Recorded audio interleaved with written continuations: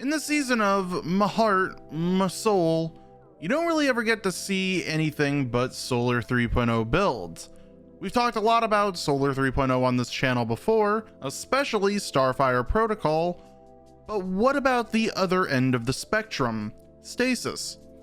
That's why today, guys, along with the release of Grandmaster Nightfalls, we're going to talk about a Stasis turret build that will hopefully be the icy to your hot, allowing you to not only freeze your enemies, but literally turn them to ash directly afterwards. Hello everybody, it's Hater, and welcome back to another Destiny 2 build video. Remember, as always guys, if you found this video helpful in making your own builds, giving the video a like and subscribing is the best way to support the channel. The artifact mod, though, Revitalizing Blast, is gonna be the star of our show. It reads, stunning a champion causes it to ignite and clears your shield stun. This is going to allow any stun we apply to a champion, it could be overload, anti-barrier, or unstoppable, it doesn't matter. This is going to cause them to ignite after a short delay, not only damaging the champion that is affected, but damage every single enemy in the nearby radius of said champion. The reason for this and why we use it is because of a fun little feature we'll call at this point for Stasis, where if you freeze a champion, anti-barrier excluded of course, it will refresh their champion stun, allowing you to stun them over and over and over again, as long as you can keep freezing them directly afterwards. Each time that they are considered frozen and have their champion stun reset, it allows Revitalizing Blast to proc and practically nuke them. For that exact reason, we're going to be using a Stasis turret build as our main way to perma-freeze champions over and over again. Osmiomancy Gloves with its exotic perk Fervid Cold Snap is going to be our exotic of choice.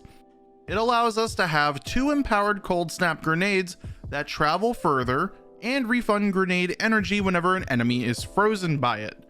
The amount of grenade energy, of course, is going to vary based on what type of enemy we freeze.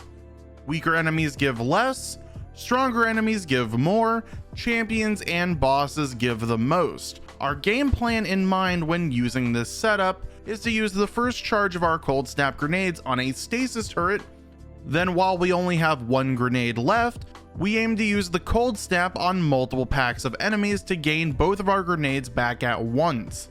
For the actual build itself, what we're going to be aiming for is as much grenade energy as we can get.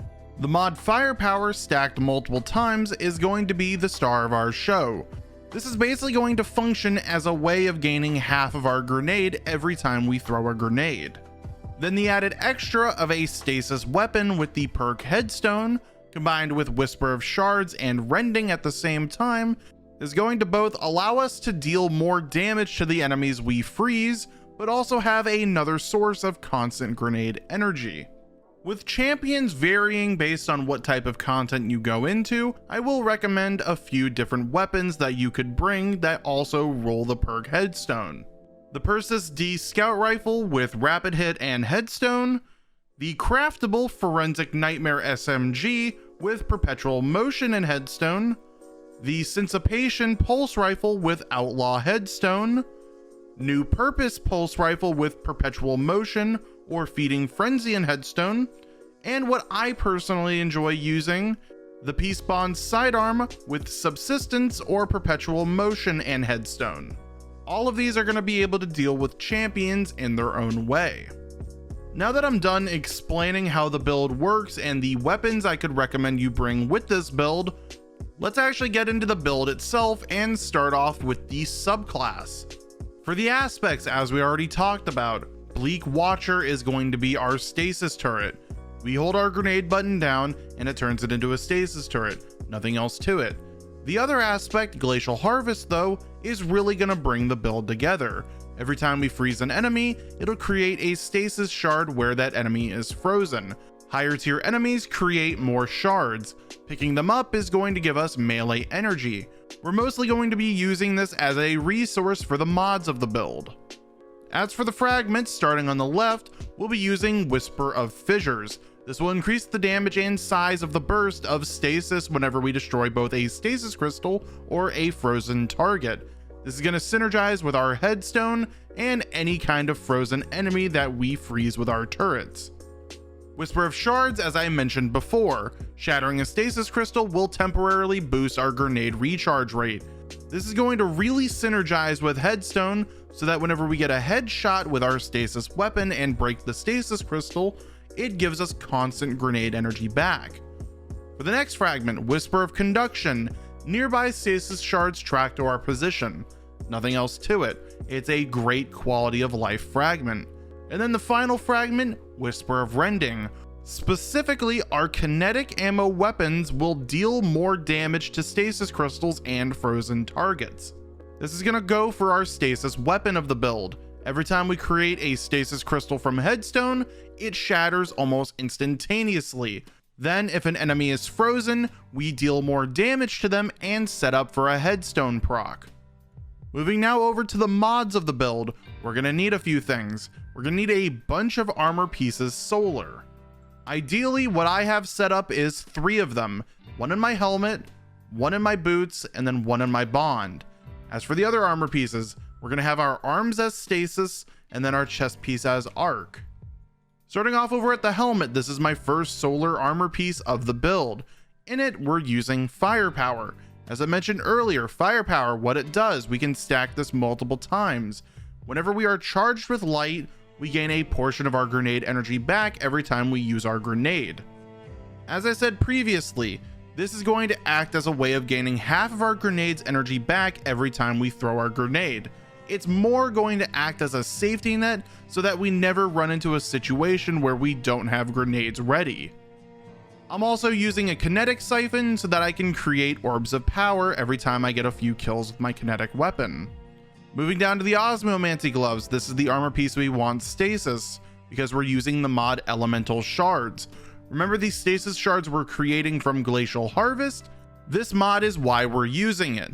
Elemental Shards is going to make our stasis shards that we create count as stasis elemental wells every 10 seconds, giving us 10% of our ability energy back every time that it procs. The main purpose is to pair it with a elemental charge. I'll get into that in a moment. Something else that you might notice is we're not using grenade kickstart. Why is that, you might ask?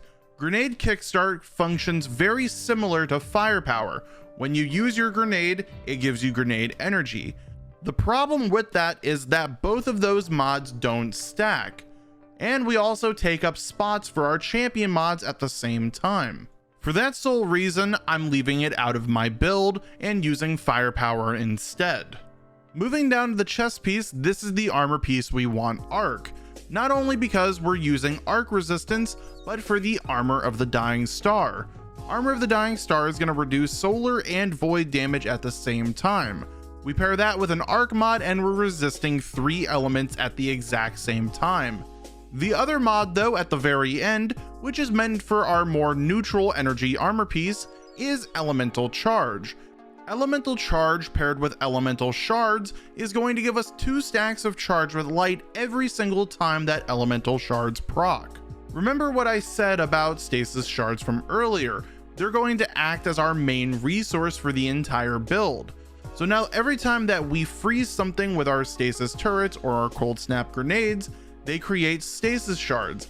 We pick up those stasis shards, they give us stacks of charge with light. We then use those stacks of charge with light on firepower to gain more grenade energy. Moving now down to the boots, this is the second armor piece that I have as solar for the second firepower we're using in this build. As I mentioned, this mod does stack and we are going to be using multiple copies of it. For the other mods though that I'm using in my boots, I'm pairing 2 innervations with it. You could easily replace these for any kind of scavenger mod. I just like using them for even more grenade energy. Since I'm using kinetic siphon in my helmet, the orbs of power that I create and pick up will give me more grenade energy. Finally though, moving down to the bond. This is the most simple of the armor pieces. All we have to do is have it as solar, use our third firepower, and then use Revitalizing Blast. Nothing really else to it. We explained both of these mods already. Overall though, that is going to be the build for today's video. Let me know if you guys have any questions down in the comment section, and I will get to them as fast as I humanly can. I also stream every single day at 7 p.m. Eastern, playing more than just Destiny 2. You'll usually catch me playing games like Lost Ark, Monster Hunter, or more. We're really close to 500 followers over there, and I would really like to hit that. So please go over and show some support and let me know if you watched my videos. Overall though, I hope you guys enjoyed the video, and I'm going to catch you in the next one. Bye bye.